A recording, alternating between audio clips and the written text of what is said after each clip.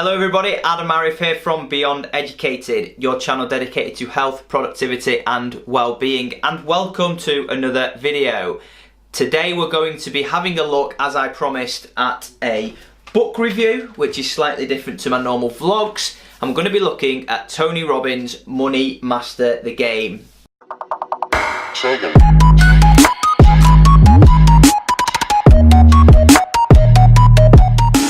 I'm going to be reading from some notes because I want to make it quite thorough. So if I'm not looking up at the camera, stick with me guys. I'm trying to get the best information across to you so you can make a good judgment about whether to follow information in the book, whether to buy the book, and for those of you that want to buy the book, whether you should do or not. So let's get started. The book is called Money Master the Game, and the first thing I think is important to talk about is the author. The author is Tony Robbins. Those of you that don't know Tony Robbins, he's a motivational speaker, probably one of the widest known motivational speakers, entrepreneurs and businessmen globally. He has given coaching to the likes of Nelson Mandela, Usher, Oprah Winfrey and the biggest names in the industry. He first crept to fame in the late 80s and early 90s by releasing a number of publications. Unlimited Power 1986, Awaken the Giant Within in 1991, and then didn't release a book for nearly 25 years when he released this book, Money Master the Game, all about saving and investing in smart ways to achieve financial freedom so that in the future you have a passive income that can sustain and support your current lifestyle. So I picked up the book Money Master the Game in 2015 and I gave up about a quarter of the way in, and I'll go on to explain a little bit why. I did, however, reread the book on holiday this year and I got through all of it. The first thing to note is that it is a big book. It is 600 page and it's not one of those children's books where you actually have large text, so it does take a while to get through. So the way I want to split up this review is to focus on the positives and the negatives and then overall give you a conclusion so that you can make your own assessment and decision on some of the tips in the book and whether you want to purchase it. So firstly, let's have a look at the positives. The book focuses in part on lifestyle and not just money.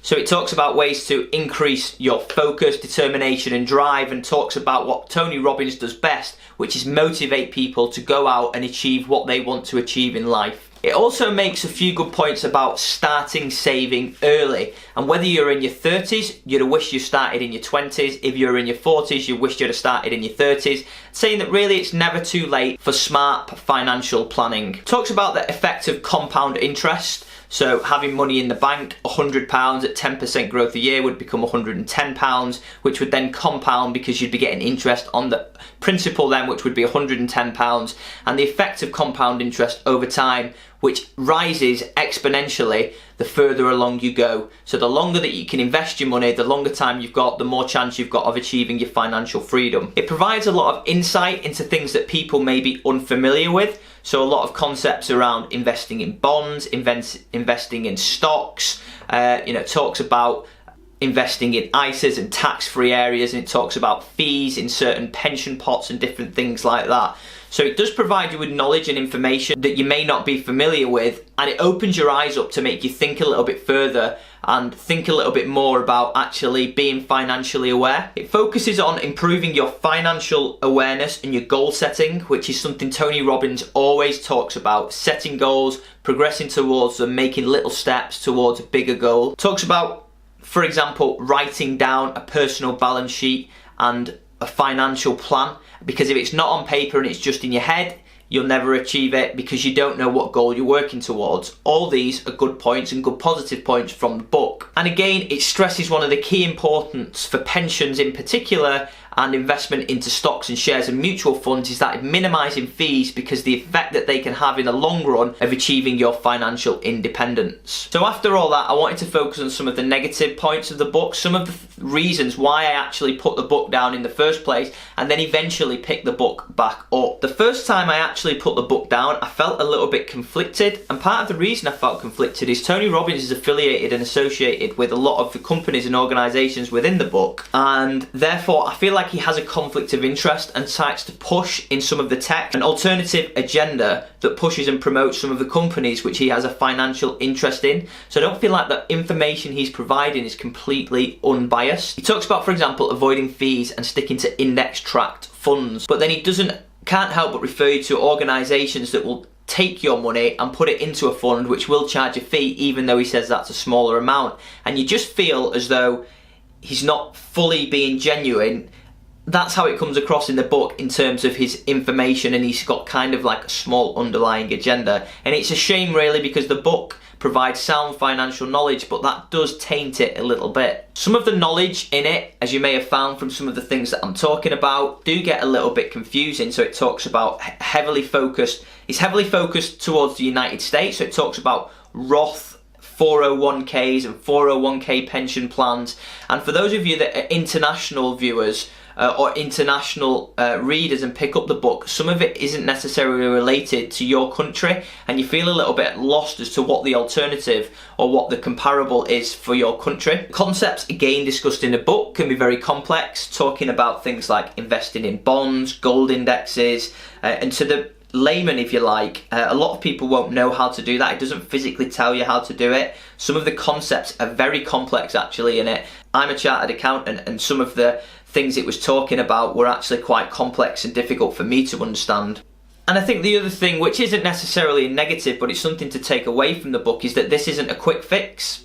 It's a long-term plan for the shrewd investor that starts reasonably early, puts money aside from their earnings regularly, and creates essentially an accumulated cash pot that then can generate passive income for them to meet different criteria in their lives, such as financial security, financial independence, and then eventually financial freedom. But as part of that, it may leave some people that are on particularly low level incomes wondering where they can save money from, where can they actually get money. And although it does talk about some of the techniques to save money, some of the ways that you can save, from avoiding going out on certain nights out, and instead of eating out, for example, at a restaurant, getting a pizza in with some friends, some of those actually in practice I think become a little bit more difficult, particularly if you're not earning a lot of money. And I think the last thing to say is it talks about investment portfolios of some of the greatest minds in the world, Ray Dalio, Carl Icahn, who own trillions and trillions in hedge fund assets and mutual funds.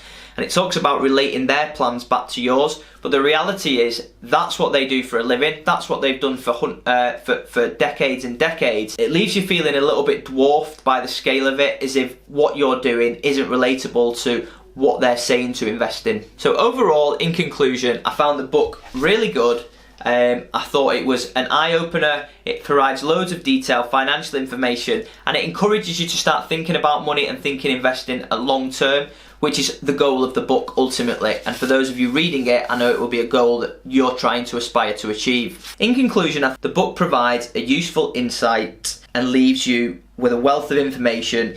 I think even if some of that information is a little complex. Can't help though but feel that there's some underlying agenda, and that despite saying that your interests are at the heart of what he's saying, it does what some way sway you towards a less impartial financial view on where to invest. As I said, it does leave you with an air of invigoration that you are in control of your finances. You can take control now, and if it starts you thinking about planning for the future, investing shrewdly so that you can be more financially secure, independent and financially free, then I think that's always got to be a positive thing. If you like this video, guys, please give this video a thumbs up, and let me know in the comment section whether you'd like to see more videos like this, whether you'd like to see longer, shorter reviews, and hopefully I'll provide you with an update very soon on his new book, which is Unshakable, which he published in 2017, about obtaining financial freedom in an upcoming and rising market.